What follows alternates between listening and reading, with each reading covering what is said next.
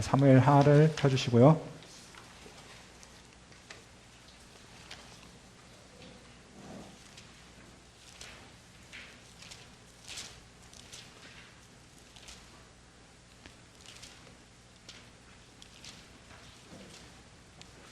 자, 사무엘 하의 이름은 동일합니다. 우리 시프의 사무엘 해서 원래 한 권의 책이었는데 헬라어 때부터 이제 나눠졌다는 것을 우리가 볼 수 있고요. 자, 기록자는 아까 얘기했던 대로 사무엘을 비롯한 여러 사람이고요. 연대는 이것이 쓰여진 연대가 바로 왕국 분열의 시대에 쓰여졌을 것이고요. 배경은 아까 얘기했었고요. 기록 목적도 말씀했는데요. 바로 다윗 왕조가 어떻게 시작되는지, 하나님께서 다윗 왕조를 세우신 이유가 무엇이었는지 이것들을 살펴보고 있습니다. 결국 하나님을 왕으로 인정하지 않고 인간왕을 추구하는 자들에게 진짜 하나님 말씀을 대리할 수 있는 사람이 누구인가? 그래서 두 가지 부류가 나타났다고 했죠. 선지자는 하나님 말씀을 이 땅에 대언할 자가 선지자가 세워졌고요. 또 하나님 말씀대로 통치할 왕이라는 존재가 세워졌다는 것을 이야기하고 있습니다. 결국 이 나라는 표면적으로는 왕정 국가지만 완벽한 왕정이 아니라 신적인 통치가 이루어지는, 신권 통치가 이루어지는 왕정 국가입니다. 그러니까 여전히 앞으로 펼쳐질 나라도 나라가 분열되어지고 북이스라엘과 남유다가 나눠져도 이 나라는 어떤 나라입니까? 하나님이 주인인 나라입니다. 그래서 끊임없이 하나님 말씀대로 돌아오라고 어떤 사람들이 등장하냐면 선지자들이 등장하죠. 왕이시여 지금 잘못당하고 있습니다. 하나님 앞에 제대로 사셔야 됩니다 하고 끊임없이 선지자들이 등장하듯 우리가 살펴볼 수 있습니다. 자, 그리고 사무엘서를 통해서 다윗 왕조가 어떻게 시작되어졌고 하나님의 뜻이 무엇이었는 것들을 배경을 제공한 것들을 보게 됩니다. 자, 전체 보기입니다. 자, 전체 보기를 보면은 아까는 세 부분이 있었죠. 세 부분이 어떻게 되었습니까? 한나의 기도가 부분이 있었고요. 두 번째 부분은 사무엘을 통한 하나님의 신정이 있었고요. 세 번째는 사울을 통한 하나님의 신정이 있었습니다. 자, 사무엘을 통한 하나님의 신정 시대 어땠습니까? 하나님께서 역사하신 것들을 보여주었습니다. 그러나 사람들은 결국 누굴 요구했습니까? 인간 왕을 요구했고요. 하나님께서 사울을 통해서 하나님의 신권 통치를 하기 원하셨는데 초반은 좀 되는 듯 했습니다. 한 초반 2년까지는 되는 듯 했지만 2년 차부터는 어떻게 되어집니까? 자기 멋대로 하다가 결국은 몰락하고 만 것, 이것이 사울의 삶이었던 것을 보게 됩니다. 그렇다면 세 번째, 이제 정말 이야기하고자 하는 다윗이라는 사람이 등장합니다. 그럼 다윗을 통해서 하나님께서 어떻게 일하셨는가? 하나님께서 다윗을 통해서 이스라엘을 어떻게 다스려 나가시는가? 이것이 바로 1장부터 21장까지 나타나는 것들을 보게 됩니다. 그리고 22장부터 24장까지 마치 앞부분에 한나의 기도가 나왔었고, 그리고 한나의 삶이 한나의 기도가 등장했던 것처럼 바로 마지막에도 한 다윗의 찬양과 더불어서 마지막 다윗이 교만했을 때 하나님께서 꺾으시는 그 모습에 대해서 우리가 살펴볼 수 있습니다. 자, 그러면 우리 작게 보기를 보면 자, 여러 가지 단계들이 있죠. 자, 우리가 먼저 이 사무엘하가 몇 장인지를 먼저 기본을 보셔야 되는데요. 사무엘하는 몇 장입니까? 예, 24장입니다. 아까 사무엘상이 몇 장으로 말씀드렸습니까? 자, 어떻게 기억하시면 된다고요? 세 사람이 한 사람을 준비하고 있다. 그 세 사람은 엘리, 사무엘, 삼손이 아니죠. 사울이죠. 네. 이렇게 세 사람이 한 사람을 준비했다면, 자, 사무엘하는 24장인데요. 왜 24장인가? 자, 다윗의 범죄가 나타나고 있습니다. 자, 몇 장에서 나타날까요? 예, 11장에서 나타나고 있습니다. 11장에 밧세바를 취한 이야기가 등장하고 있는데요. 자, 이 말씀을 기점으로 어떤 일들이 있는가? 12장과 13장에서도 바로 그 죄들이 나타났습니다. 자, 다윗, 하나님께서 인정했던 사람인데 이렇게 공개적으로 죄가 드러났습니다.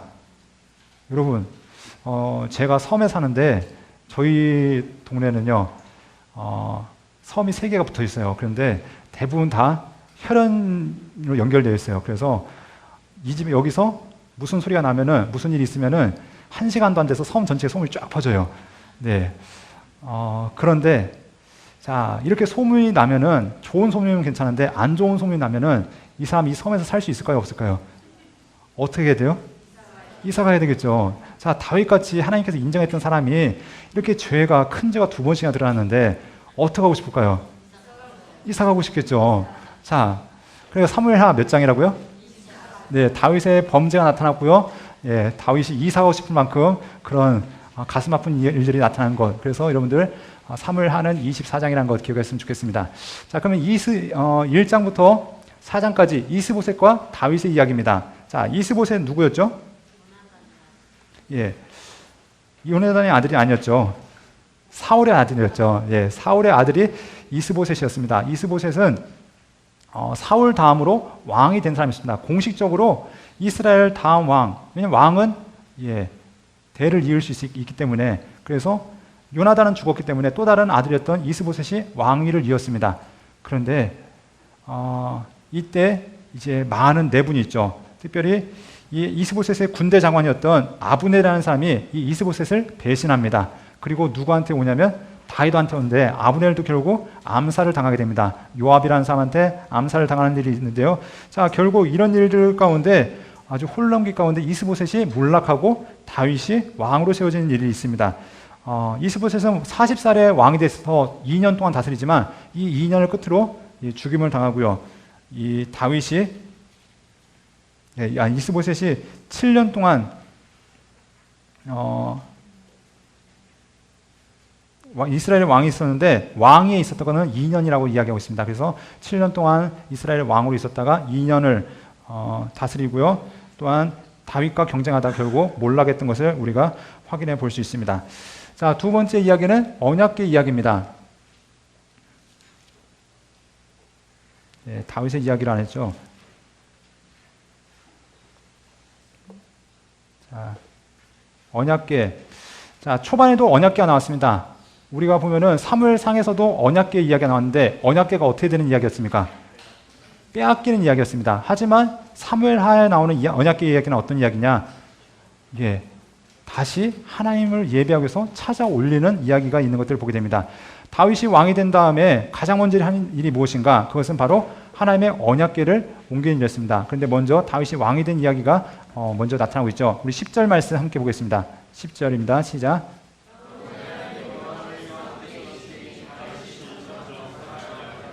자, 오늘 10절에 봤더니 만군의 하나님 여호와께서 함께 계시니 다윗이 점점 강성하게 아니라, 다윗은 자기의 삶의 승리의 비결을 알았습니다. 그것은 바로 하나님이 함께 하신 거였습니다. 그리고 자기 위치도 제대로 알았습니다. 그것은 바로 무엇인가? 12절 말씀에 나타나고 있습니다. 함께 보겠습니다.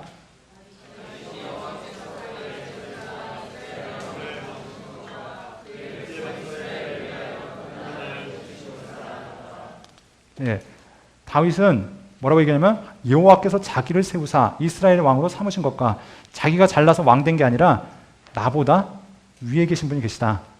하나님께서 나의 왕이시다는 것들을 고백했습니다. 그렇다면 어떻게 되는가? 바로 하나님의 대리인으로서 백성을 통치해야 되는 그것이 바로 그의 사명인 것들을 알았습니다. 자, 그래서 25절 함께 해보겠습니다.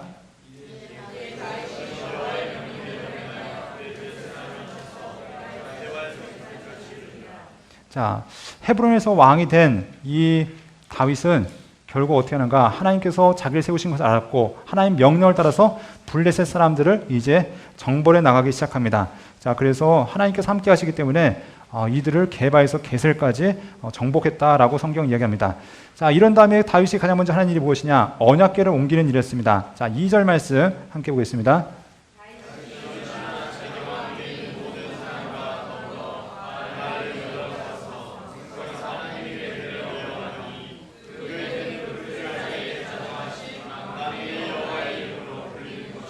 다윗은 자기가 왕된 다음에 하나님의 이 언약궤를 어떻게 보면 과거 이스라엘 백성들처럼 어떤 아이템으로 어떤 도구로 자기 통치의 수단으로 삼기 위해서 오는 것이 아니라 어떻게 하면 하나님과 더 친밀한 관계 가운데 있을 수 있을까? 어떻게 하면 하나님과 더 가까울 수 있을까라는 마음을 가지고 옮기려 합니다.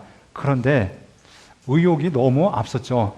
하나님의 일은 자기의 방법으로 하나님의 일을 자기의 방법으로 처리하려 했던 다윗은 결국 아주 끔찍한 일을 겪게 됩니다. 그것은 바로 무엇이냐면 웃사라는 사람이 하나님의 언약궤를 만졌다가 결국 죽임을 당한 일입니다.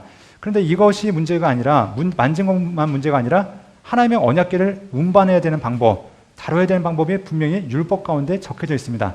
그런데 다윗은 어떻게 합니까? 의욕이 너무나 앞섰기 때문에 수레에 싣고 오다가 덜컹하니까 만졌다가 죽습니다.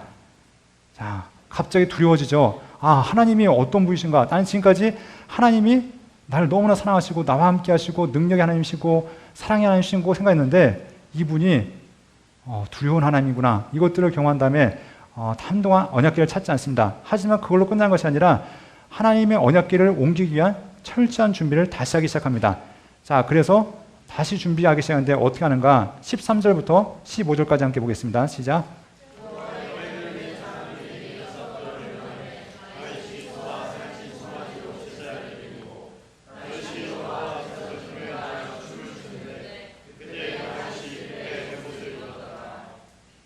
다윗과 온 이스라엘 족속이 즐거이 환호하며 나팔을 불고 언약궤를 내어오니라. 자, 성경은 분명히 무엇을 하냐면 언약궤는 고아 자손들이 매야 된다고 이야기하고 있습니다. 그런데 그 전에 어떻게 했습니까? 예전에도 그런 적이 있었죠. 수레에 메고 온 적이 있었죠. 수레에 끌고 간 적이 있었죠. 언제요? 베스메스에서 이방인들은 하나님 말씀을 모르니까 그렇게 할 수 있습니다. 그런데 하나님의 백성들은 하나님의 백성이 지켜야 될 분명히 규칙이 있다는 겁니다. 다윗이 아무리 의도가 좋고 열정이 있어도 하나님을 자기 멋대로 섬길 수 없습니다. 우리가 예배라는 것들을 이야기할 때 하나님께서 예배를 받기 원하시는데 분명히 예배에는 방법이 있고 규칙이 있습니다. 예배는 그냥 열정만 있다고 함부로 해야 되는 것이 아니라 분명히 레위기를 통해서 하나님 앞에 나아간 자가 지켜야 될 규례에 대해서 얘기하고 있습니다. 그럼 신약에 가면은 신약은 괜찮을까요? 신약에서는 그래도 마음껏 예배드려도 될까요? 아니죠. 신약에서도 분명히 하나님께서 원하신 규칙이 있습니다. 그것이 바로 무엇이냐? 영과 진리로 예배하라고 얘기하고 있습니다.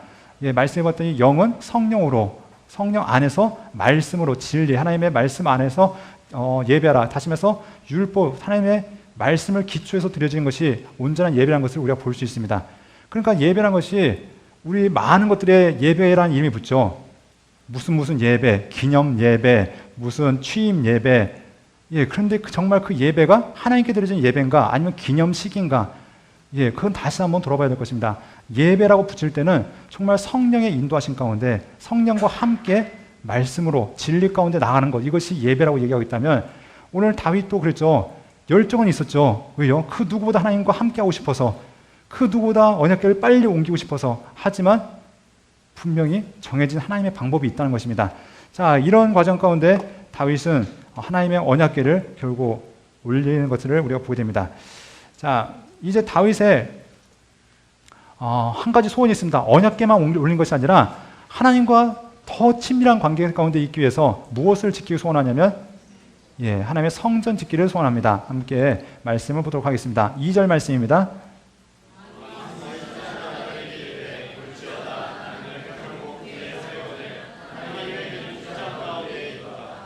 자, 하나님을 너무나 사랑하니까 어떻게 하면 하나님을 기쁘게 할 수 있을까? 나는 이렇게 좋은 집에 사는데 하나님께서 저 천막 가운데 있을 수 있을까? 여러분 생각해보면 하나님이 살 데가 없어서 천막에 오셨을까요? 아니었죠. 하나님께서 함께 계신다는 그 자체가 놀라운 은혜입니다. 건물을 뭐 몇백억짜리를 지어드리면 하나님께서 기뻐하실까요? 천막이나 건물이나 다 하나님이 지으신 거 가지고 우리가 하는 건데, 네, 하나님께서 함께 계시겠다고 한 자체, 그 자체가 우리에게 은혜고 그렇게 놀라운 일인 것을 알게 됩니다. 자, 그런데 다윗에게는 열정이 있습니다. 어떻게 하면 하나님을 기쁘게 할 수 있을까? 이때 하나님께서 다윗에게 약속을 맺으십니다. 자, 이것이 유명한 다윗의 언약인데요. 자, 12절부터 함께 보겠습니다.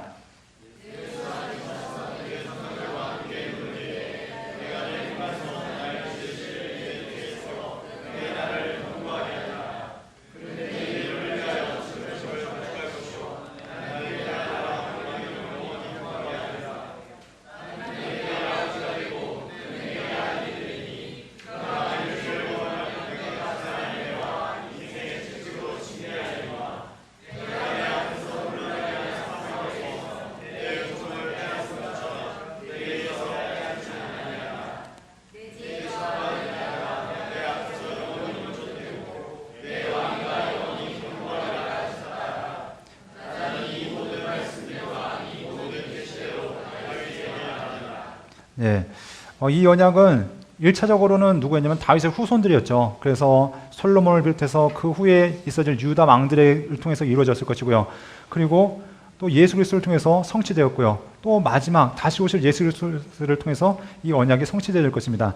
결국 이 언약은 지금도 계속해서 진행되고 있는 것을 우리가 확인해 볼 수 있습니다. 자, 하나님께서 다윗을 얼마나 기뻐하셨던지 이 다윗을 통해서 바로 하나님의 약속이 주어졌던 것을 보게 됩니다. 이때 다윗이 하나님 앞에 감사 찬양합니다. 바로 언약에 대한 감사와 또한 하나님 앞에 간구이고요. 두 번째가 하나님과 그분의 백성 이스라엘 향한 찬양인 것들을 보게 됩니다. 자, 그리고 이 다윗의 고백 가운데 무엇이 있냐면 주와 같은 분은 없고 주 외에는 신이 없습니다. 하나님이 없습니다라고 고백하는 다윗의 고백이 이때 있는 것들을 보게 됩니다. 자, 10장부터는 이제 다윗의 업적에 대해서 나타나는데 10장 바로 전해봤더니 바로 무비보셋에 대한 이야기가 나타나고 있습니다. 무비보셋 누구의 아들이었을까요? 네, 요나단의 아들이었습니다. 자, 이 요나단의 아들을 받아들인 것에서 어떤 사람들은 다윗이 철저하게 정치적인 인물이었다. 그래서 사울의 그 추종자들을 흡수하기 위해서 사울의 손자였던 요나단의 아들이었던 이 무비보셋을 품은 게 아니냐, 정치적으로 품는 사람들은 그렇게 얘기하는 사람이 있습니다.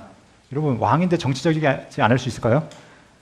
예, 정치적인 의도도 있었겠죠. 하지만 그 무엇보다 요나단과의 약속을 다윗이 신실하게 지켜나가는 것들을 보게 됩니다. 자, 그 무엇보다 하나님을 바로 아는 자라면, 자기가 또 요나단에게 사랑을 받았던 자라면 자기가 받았던 그 사랑 전하고 싶은 것, 아마 그것이 다윗의 심정이었을 겁니다. 그래서 다윗은 무비보셋을 품고 그와 함께 식사의 자리로 참여한 것들을 보게 됩니다. 자, 그런데 나중에 보면 또 이제 무비보셋과 문제가 약간 되어진 것들을 우리 보게 되는데요. 자, 다윗과 암몬과의 전쟁 가운데 결국은 승리하는 모습을 또 보여주고요. 계속해서 이 다윗이 승승장구했다라는 이야기가 이제 10장까지 이어지고 있는 것을 보게 됩니다.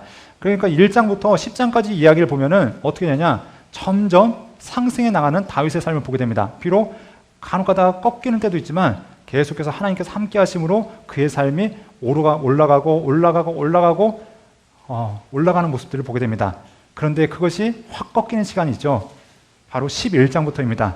이때 다윗이 범죄하는 모습이 나타나는데, 여러분 뭐 구체적으로 얘기하지 않아도 다윗이 한 여자를 취합니다.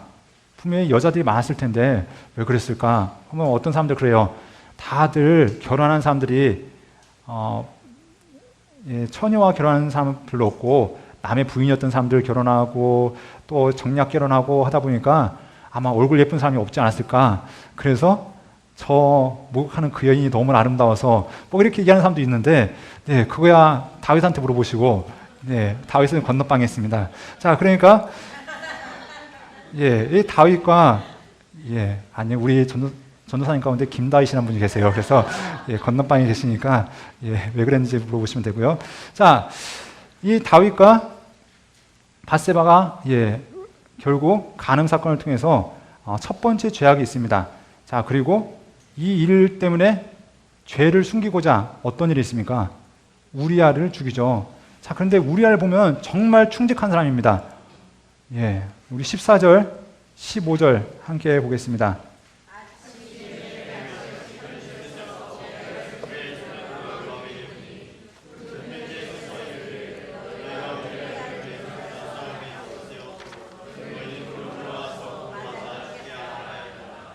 자, 자신의 죄를 덮기 위해서 어떻게든지 우리아를 휴가를 줘서 자기 집에 돌려보내라 했죠. 왜냐하면 밧세바가 임신 상태였으니까 어떻게든지 잠자리만 한 번 하면은 뭐 군대에 나가면 몇 달도 있다 오니까 전쟁터에 나가면 갔다 오니까 그 사이에 아이를 낳나 보다 뭐 어떻게 둘러댈 수 있을 텐데 집에를 갑니까 안 갑니까?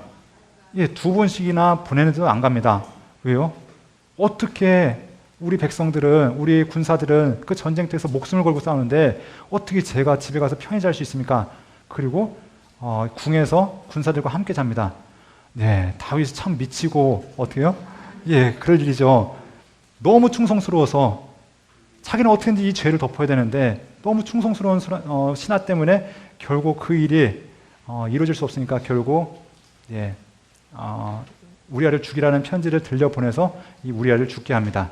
자, 결국 우리아를 암살하고 나서 이 사건은 누구만 아니까 아는 사람이 별로 없습니다. 밧세바 알죠? 다윗 알죠? 뭐 밧세바 데려온 신하 알까요?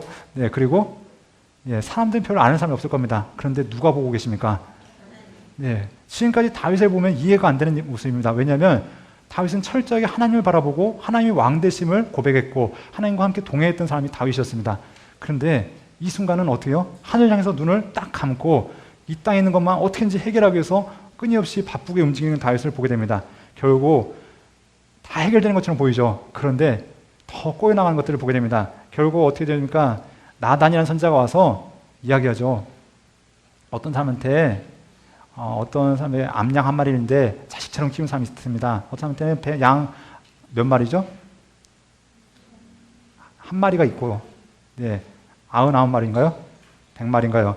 자, 이런 사람이 있는데 이 사람이 잔치를 하고자 암양 한 마리를 빼어서 잔치를 했습니다. 어떻게 했으면 좋겠습니까? 그랬더니 다윗이 격노하면서 이 사람은 그냥 놔둬서는 안 된다. 몇 배나 갚아야 되냐면 4배나 갚아야 된다라고 얘기합니다. 그랬더니 이 나단이 하는 이야기가 무엇입니까? 당신이 바로 그 사람입니다. 그러면서 하나님께서 당신의 모든 죄를 다 보고 있었습니다. 라는 것들을 그에게 지적하는 것을 보게 됩니다. 자, 결국 어떤 일이 있습니까? 우리가 사람을 볼 때는 다윗을 볼 때도 있겠죠. 저 다윗은 정말 위대한 성군이야. 죽은 부하의 신하까지 챙기는 저런 분은 진짜 우리가 사랑해야 돼. 아마 모르는 사람들이 봤으면 진짜 위대한 임금으로 그렇게 추대했겠는데 하나님은 어떻게 해요? 그 죄악을 그냥 놔둘 수가 없죠. 왜냐하면 어떻게 보면 더 사랑하기 때문에 다윗이 그렇게 죄악 가운데 빠져나간 것을 가슴 아파하기 때문에 계속해서 돌이키시려는 하나님의 의도를 살펴볼 수 있습니다. 결국 하나님께서 어떻게 하신가? 이 다윗을 하나하나 징계하기 시작합니다. 징계하시는 것도 어떻게 하신가? 다윗을 다시 한번 다듬어 가신 것들을 보게 됩니다. 사울을 끊임없이 피하면서 다윗이 다듬어졌다면 왕이 된 다윗 이제는 무엇인가 안심하며 이제는 됐다 하고 있는 그 다윗을 다시 한번 고난과 역경을 통해서 하나하나 다듬어 가신 것들을 우리가 볼 수 있는데요. 자, 하나님께서 무슨 얘기 하신가? 나단을 통해서 결국 네 자식들이 죽을 것이고 네 아내들도 빼앗게 될 것이다 라는 것들을 이야기하는 것을 보게 됩니다. 자, 그리고 지금 당신의 뱃속에 있는 당신이 낳을 아이가 반드시 죽을 것이라는 것을 또한 이야기하므로 하나님께서 그 아이의 생명을 거두실 것을 말씀하십니다. 자, 그런데 하나님께서 이 아이가 죽은 다음에 다시 한번 또 하나의 아이를 허락하시죠. 솔로몬이라 이야기합니다. 또한 우리가 역대기라든가 성경을 살펴보면은 이 다윗과 밧세바 사이에서 낳은 아이가 솔로몬 외에도 여러 명이 있는 것들을 보게 됩니다. 나단이라는 아들도 이 밧세바 사이에서 태어나는데 이 나단은 나중에 누가복음을 보면은 예수님의 족복 가운데 또 나단이라는 사람이 등장한 것을 또한 살펴볼 수 있습니다. 왜 나단이라 졌을까? 아마도 자기한테 가장 영향력을 줬던 나단 선지자 때문에 그러지 않았을까? 예, 제사장입니다. 자, 이런 일들도 있었고요. 자, 하나님께서 결국 솔로몬을 이 땅에 보내신 것들을 확인해 볼 수 있습니다. 자, 그런데 이제 다윗의 두 번째 죄가 나타납니다. 무엇이냐면 암논이라는 이 다윗의 첫 아들이 있습니다. 큰 아들이 있는데 이제부터 불행의 씨앗은 이미 싹 텄죠. 다윗 때문에 싹 텄다면 이 암논이 집안에 비극을 또 가져오기 시작합니다. 무엇이냐면 자기 이복 누이 다말을 너무나 사랑합니다. 그래서 어떻게든지 말 좀 해보고 손 좀 잡아보고 하고 싶은데 됩니까? 안 됩니까? 안 되는데 그 옆에서 사촌이 이간질한 이제 모략을 알려주죠.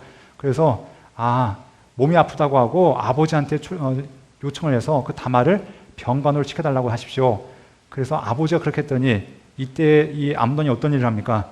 다말을 걷간하게 되죠. 그리고 이 암논이 이러고 있을 때 다윗은 이것을 방관하고 있습니다. 그냥 알아서 되겠지. 분명히 아버지로서 이 일들을 분명히 책임지고 해결해 나갔어야 되는데 그냥 방관하고 있을 때 결국 어떻게 된가? 압살롬이라는 또 다른 아들이 다말의 오빠였죠. 다말의 오빠였던 압살롬이 결국 암논을 죽이는 사건이 있습니다. 결국 형제 안에 비극이 계속해서 일어납니다. 암논은 자기 여동생을 걷간하고 형제는 또 형제를 죽이고 이미 지금 몇 명이 죽었습니까? 2명이 죽었죠. 앞으로 또 누가 죽을까요? 압살롬이 죽고요. 마지막에는요. 열왕기 상에 보면 또 누가 죽죠? 네. 갑자기 물어보면은 솔로몬과 경쟁했던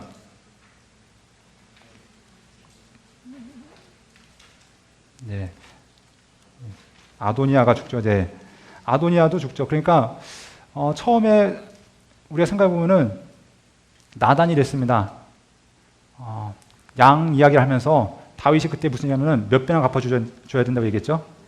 4배 갚아준다 했죠. 우리아의 죽음에 대해서 4배를 갚아야 된다 했을 때 정말로 이 집안 가운데 몇 명이 죽습니까?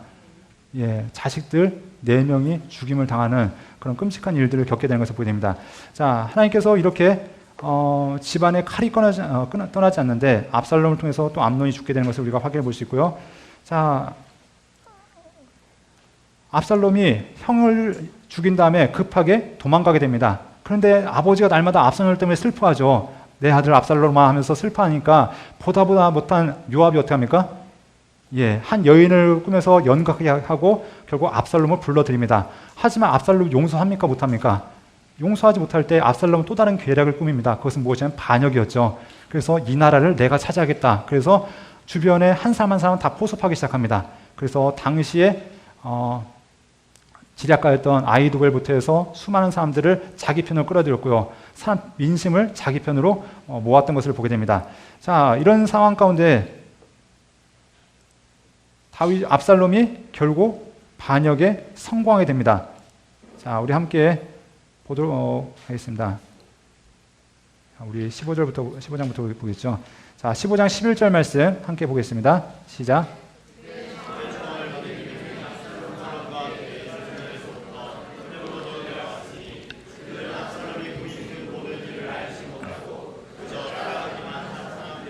자, 200명의 사람들이 헤브론에 갑니다. 헤브론은 어떤 곳이냐면 역사적으로 중요한 곳입니다. 왜냐하면 다윗이 왕이 된 곳이었기 때문에 그렇습니다. 이곳에 가서 압살롬이 자신을 왕으로 선포합니다.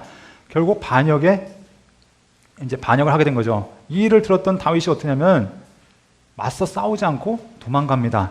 자, 도망가면서 또 여러 가지가 일들이 있죠. 자기 편에 있던 후세라든가 여러 사람들을 남겨두고 나가는 일들을 보게 됩니다. 자, 이때 사람들이 얘기합니다. 어떻게 왕이시여 언약궤를 가지고 가야 됩니까? 그때 다윗은 어떻게 합니까? 다윗 언약궤를 가져가지 말라고 하면서 하나님께서 은혜를 베푸시면 다시 돌아올 것을 소망하고 있습니다. 자, 다윗이 가는 길 가운데 시바라는 발음이 좀 그렇습니다. 시바와 시므이가 다윗을 조롱하고 또 계략으로 무비보셋을 빼앗는 일들이 있습니다. 자, 그래서 우리 한번 10절부터 12절 말씀 함께 보겠습니다.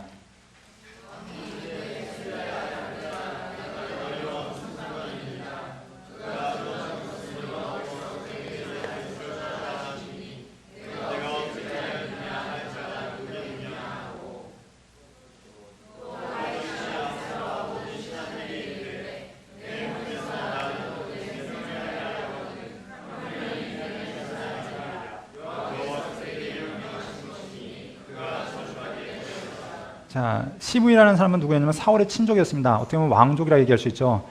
야, 이때가 기회다. 다윗이 도망갈 이때가, 다윗을 모욕하고 저주할 때다 하면서 막 다윗을 모욕하고 있죠. 근데 다윗은 용사입니다. 다윗의 주변에도 수많은 용맹한 군사들이 있습니다. 그냥 가서 목을 딱 따면은 그냥 죽는 겁니다. 그런데 다윗이 뭐라고 고백합니까? 야, 여호와께서 그에게 명령한 것이니 그가 저주하게 내버려두라. 자기가 자기의 삶을 감찰한 거죠. 내가 왜 이런 일까지 당하게 되었는가? 바로 하나님 앞에서 내가 범죄했기 때문에 하면서 겸손한 자세로 그의 삶을 돌이킨 것을 보게 됩니다. 그래서 12절 말씀도 계속 보겠습니다.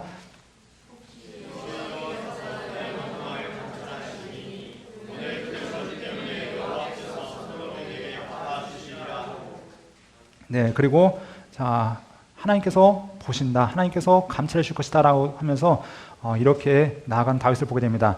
이때 시바라는 사람도 어떤 일을 하는가? 바로 무비보셋의 종이었는데요. 무비보셋을 속이고 다윗, 이 무비보셋의 것을 다 이제 가로채는 계략을 꾸미는 것이 바로 이 시바의 일이었던 것을 보게 됩니다.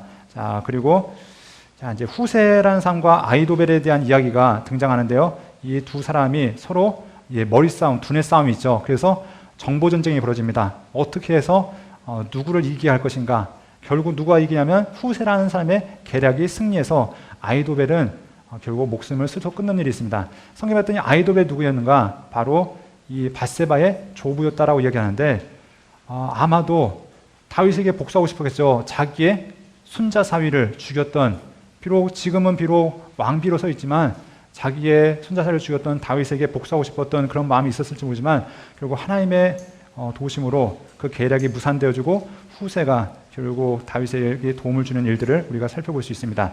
자, 이제 누구와의 전투가 벌어지냐면 압살롬과의 전투가 펼쳐집니다.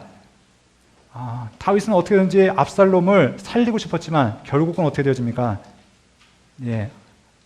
그 자랑했던 그 머리카락이 나무에 걸리면서 결국은 죽음을 당하게 되는데요. 이때 요압이 이 압살롬을 죽이는 것들을 우리가 볼 수 있습니다. 하나님의 은혜로 다시 다윗이 돌아오게 됩니다. 돌아오게 될 때, 자, 19장 11절 말씀 함께 보도록 하겠습니다.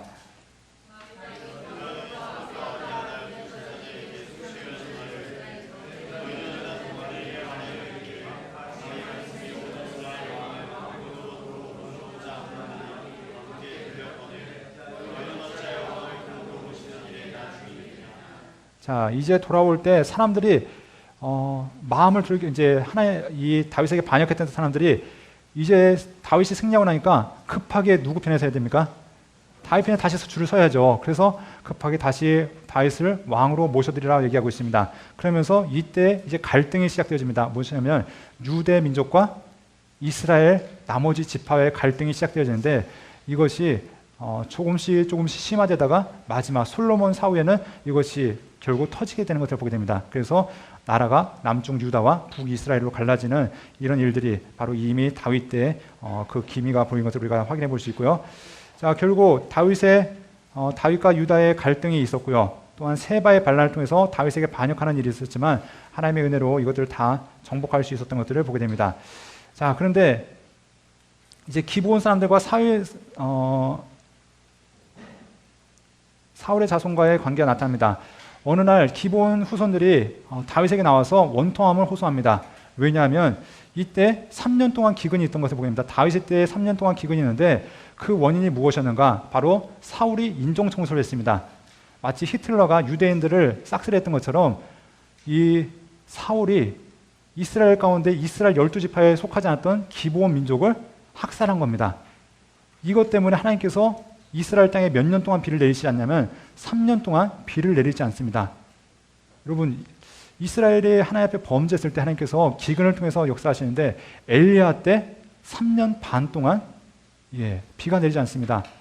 바로 그때 하나님의 말씀을 떠나서 하나님을 신뢰하는 자들이 없었을 때 흉악할 그때 하나님께서 3년 반씩이나 기근을 내리셨는데 그만큼 하나님의 마음이 어땠다는 겁니까? 아프셨다는 것을 우리가 돌아볼 수 있습니다. 자, 왜냐하면 기브온 사람들 비록 이방 민족이었지만 하나님께 돌아온 하나님의 택하신 민족들이었습니다. 그들도 하나님께서 어떻게 하고 계시는가 기억하고 계시고 그들을 여전히 돌보고 계셨다는 것입니다. 그런데 사울이 이 기브온 사람들 죽였을 때 하나님은 3년 동안 기근을 내리셨고 자, 이 소식을 들은 다윗이 어떻게 하면 너희의 원한을 풀겠냐 얘기했을 때 사울의 후손들, 자, 그들을 우리에게 주시면 우리가 그들을 달아 주겠습니다. 그리고 우리가 원통을 풀겠습니다. 라고 얘기합니다. 그래서 10절 한번 말씀을 보겠습니다. 시작.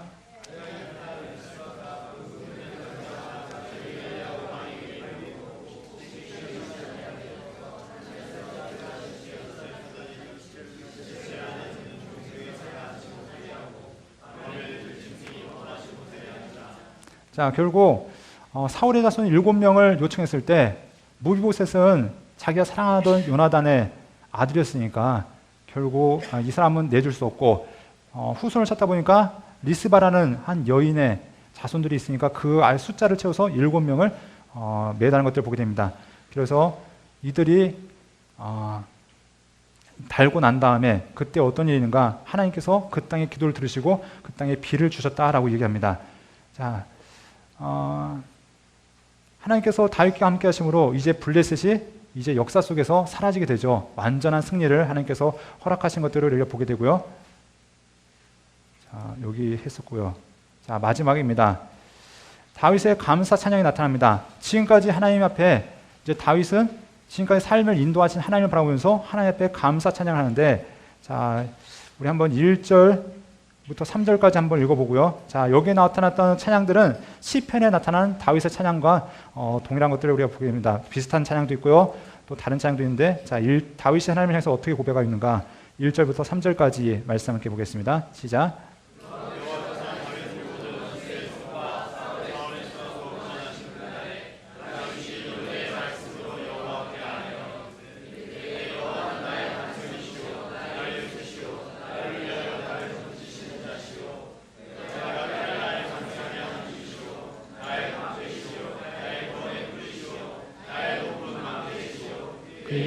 나의 피난처시오 나의 구원자시라 나를 폭력에서 구원하셨도다. 그리고 하나님을 어떤 분으로 고백하는가, 그분이 나의 하나님이시고 나의 구원자라고 고백하는 다윗의 고백을 보게 됩니다. 자, 이렇게 끊임없이 하나님에 대해서 감사했던 다윗, 자, 이렇게 감사하고 끝나면 얼마나 좋을까요? 다윗은 이렇게 하나님 앞에 순종하며 마지막에 잘 회복되어서 살았다. 그리고 찬양도 이런 것들이죠. 다윗의 찬양도 하나님에 대해서 찬양하고 있는 것을 보게 됩니다. 그런데 사무엘하는 이것으로 끝나는 것이 아니라 다윗의 범죄로 맞춰지고 있는 것들을 보게 됩니다. 자, 그것이 바로 무엇이었는가? 바로 다윗의 인구조사가 그 범죄였습니다. 자, 1절 말씀 함께 보도록 하겠습니다.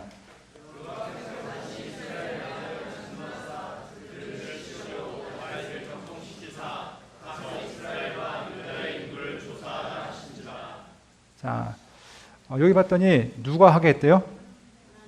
여호와께서 하게 하셨대요. 그런데 역대상에 보면은 누가 하게 했냐면은 사단이 하게 했대요. 그럼 누가 한 거예요? 어디서는 하나님이시고 어디는 사단이고, 예, 하나님이 죄짓게 만드셨나요? 아니었겠죠. 예, 큰 틀에 보면 인간의 모든 역사가 다 누구 안에 있습니까? 하나님의 주권 안에 있으니까 하나님께서라고 말하지만 결국 죄 지은 것은 누구입니까? 네, 이 다윗이었던 것을 보게 됩니다. 이스라엘을 향해서 진노하심으로 하나님께서 다윗을 통해서 하는데 범죄하게 하시는데, 성경은 사탄이 이 일을 주도했다. 하지만 선택한 것은 다윗의 마음 가운데 있었던 교만이 이 일을 하게 했던 것을 보게 됩니다. 주변 사람들이 다 말리죠. 요압도 말리고 말리지만 끝까지 밀고 나갑니다. 왜 인구조사를 하는가? 인구조사는 어떻게 보면 자기의 힘을 알아보는 도구가 될 수 있습니다. 군대가 얼만큼 되어지는지, 또 세금을 얼만큼 거둘 수 있는지, 자, 하나님의 능력과 하나님의 힘이 아닌 자기의 능력, 자기의 힘을 의지하는 방법이 되어줄 수 있는 것입니다. 자, 하나님께서 그럴 때 어떻게 하시는가? 진노하시고, 자, 다윗에게 3가지 조건을 택하라고 합니다. 자, 이 인구조사한 지역들을 표시하고 있는데요. 예, 요압이 인구조사를 여기서부터 출발해서, 어디서 출발했나? 여기서부터 해가지고 쭉 해서 이스라엘 전역을 다 조사했던 것을 보게 됩니다. 근데 인구조사한 것이 의미가 없어지는 것이, 이 인구조사한 다음에 3가지 제한 가운데 다윗이 무엇을 택하냐면, 예, 온역을 택합니다. 그럼 몇 명이 죽습니까? 7만 명이 죽습니다. 열심히 조사했는데, 예, 결국 사람의 힘이 아닌 하나님의 능력으로 살아간다는 것들을 다시 한번 보여준 것들을 알 수 있습니다. 여러분 팁에 있는 것들을 참고하시고요. 자, 그러면 이런 일들을 통해서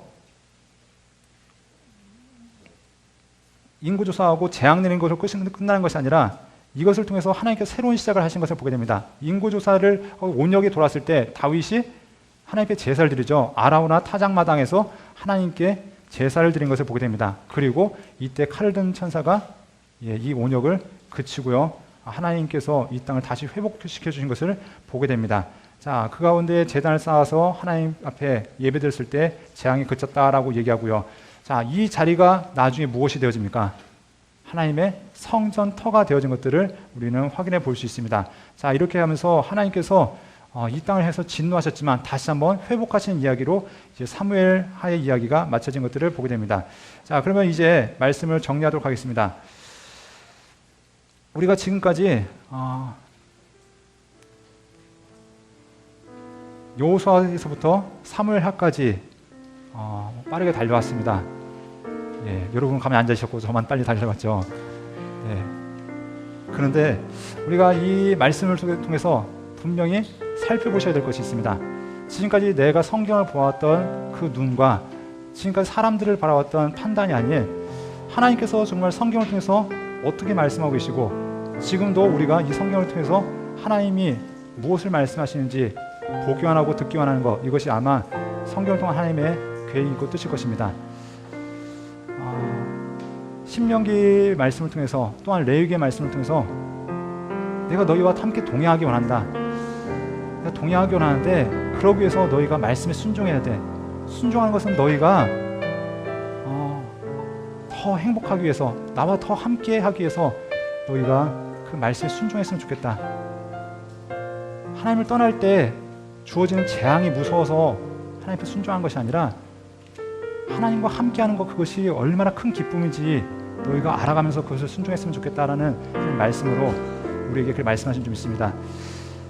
여호수아를 통해서 하나님과 함께하는 것이 무엇인지 이스라엘 사람들은 끊임없이 체험했고 그들은 살면서 훈련했습니다. 그리고 삶 속에서 실수할 때도 있었죠. 하나님만 바라봐야 되는 거 알지만 끊임없이 넘어지고 쓰러지고, 하지만 그때마다 하나님은 다시 일으키셨고 그들에게 다시 한번 나와 함께 가자, 나와 함께 하자라고 말씀하셨습니다. 그들에게 원하셨던 것이 무엇이었습니까? 사사기를 통해서 너희의 진정한 왕이 누구니? 너희의 진정한 주인이 누구니? 바로 여호와 하나님, 내가 너희의 진정한 왕이고 내가 너희의 진정한 주인 아니니? 내가 너희와 함께 살기 원하는데, 그래서 너희 하나님 말씀에 순종하면 그것이 바로 나와 함께 살 수 있는 비결인데 나와 함께 살지 않겠니? 라고 말씀하셨을 때 하나님 말씀을 전하는 레위인이 타락했고요, 또 하나님 말씀을 따라 순종해야 되는 사사들이 타락했고요, 결국 제사장도 타락했고요, 하나님의 소망이 점점 사그라드는 것들을 보게 됩니다. 사람들은 이렇게 얘기합니다. 왕이 없습니다. 이 땅에 왕이 없어서 우리가 이렇게 살아갑니다. 근데 우리는 말씀을 통해 보았듯이 왕이 없는 것이 아니라 왕을 인정하기 싫어했던 것들을 보게 됩니다. 하나님이 왕이셨지만 하나님이 아닌 자신이 왕이 되어주고 사람을 왕으로 세우려는 그들의 모습을 우리는 끊임없이 성경을 통해 살펴볼 수 있습니다. 사무엘 상하서를 통해서도 끊임없이 하나님은 우리에게 내가 너희의 진정한 왕인데 내가 너희와 함께하기 원하는데, 하나님께서 사무엘을 부르셨고 사울을 부르셨고 다윗을 부르시면서 그것을 우리에게 보이셨습니다. 사울이라는 사람, 하나님이 왕이심을 인정하지 않고 자신이 왕되려 했지만 결국 그는 몰락할 수밖에 없었습니다. 다윗이라는 한 사람, 하나님 마음에 합했던 그 사람, 결국 하나님과 동행하기 위해서 끊임없이 다듬어지고 훈련했고 치열한 싸움 가운데 있었지만 그 역시도 쓰러지고 넘었던 것을 우리가 보게 됩니다. 그럼에도 불구하고 다윗이 이 시간 우리가 기억해야 될 것은 실수했지만 다시 일어섰고 실패했지만 하나님을 다시 의지했고 하나님 앞에 다시 한번 회복하고자 하는 그런 노력이 있었던 것을 보게 됩니다. 이 시간 우리 함께 다윗이 고백했던 하나님, 나의 왕이신 하나님, 사무엘이 고백했던 하나님, 여호수아 고백했고 수많은 하나님의 사람들이 고백했던 그 하나님, 그분이 나의 왕이십니다. 그분만이 나의 주인이십니다라고 고백했던 그대의 고백이 있다면 이 시간 우리 가운데도 이러한 온전한 고백을 나아가기 원합니다. 우리 함께 왕이신 나의 하나님 함께 찬양하시면서 우리 함께 믿음으로 고백하겠습니다.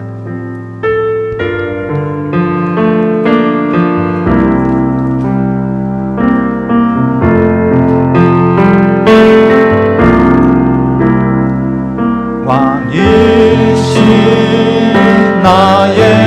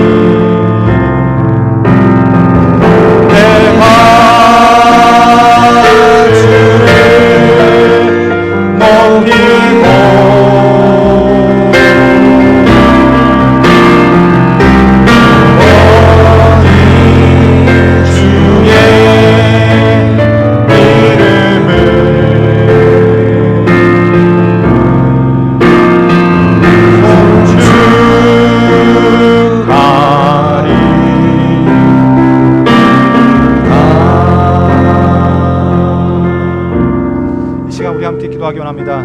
여러분의 왕은 누구이고 여러분의 주인은 누구이십니까? 여러분 입술로 고백하는 주님은 여러분 삶 가운데 어떠한 자리를 차지하고 있습니까? 오늘 이 시간 함께 고백할 때 주님만이 나의 진정한 왕이시며 나의 주인이시며 나의 모든 것이십니다. 내가 주의 말씀을 따라 온전히 순종하겠습니다. 지금도 역사하신 하나님 그분을 따라 내가 온전히 주의 말씀을 의지하여 나가겠습니다. 마지막 함께 주 앞에 기도하며 나가겠습니다. 아버지 하나님 도우시고 인도하여 주옵소서. 하나님 우리가 우리의 삶의 자리에서 하나님을 왕으로 온전히 인정하고 있으며 온전히 하나님을 온전히 찬양하고 나오는 자를 앞에 나옵니다. 하나님 이 약한 우리를 불쌍히 여주시고 하나님을 따른다 하면서 주의 종으로 나간다 하면서도 아직도 우리의 삶에 우리의 주인이 내가 되어져 있고 내 삶의 목적이 되어지는 모든 것들을 바라봅니다. 하나님 아버지 하나님을 찬양하며 하나님께서 함께 하시며 하나님이 이루어가신 것들을 우리가 경험케 하여 주시옵소서.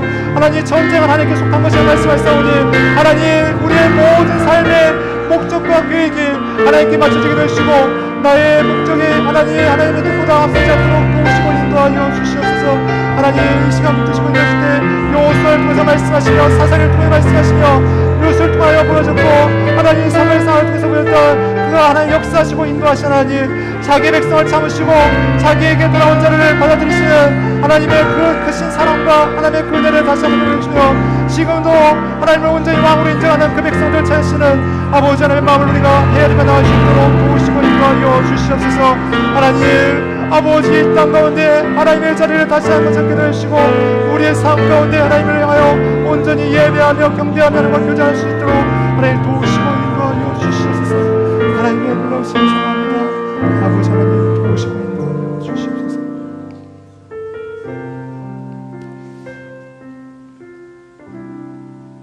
하나님만이 우리의 진정한 왕이십니다. 하나님만이 나의 진정한 주인이십니다. 내 삶을 위해서 살아왔고 내가 목적이 되었던 그 모든 삶에서 벗어나서 이제 성경에서 말씀하신 하나님 과거 역사하셨고 동일하게 지금도 역사하신 그 하나님을 온전히 신뢰하며 믿음의 걸음을 내디딜 수 있도록 하나님 우리의 걸음을 인도하시고 역사하여 주시옵소서. 다윗과 같이 앞에 있는 골리앗이 아닌 골리앗 너머에 계신 하나님을 바라보며 언제나 주님 의지하여 달려갈 수 있는 그런 믿음으로 우리의 삶을 붙드시고 인도하여 주시옵소서. 우리의 삶을 도우시고 인도하시는 예수 그리스도의 이름으로 기도합니다. 아멘.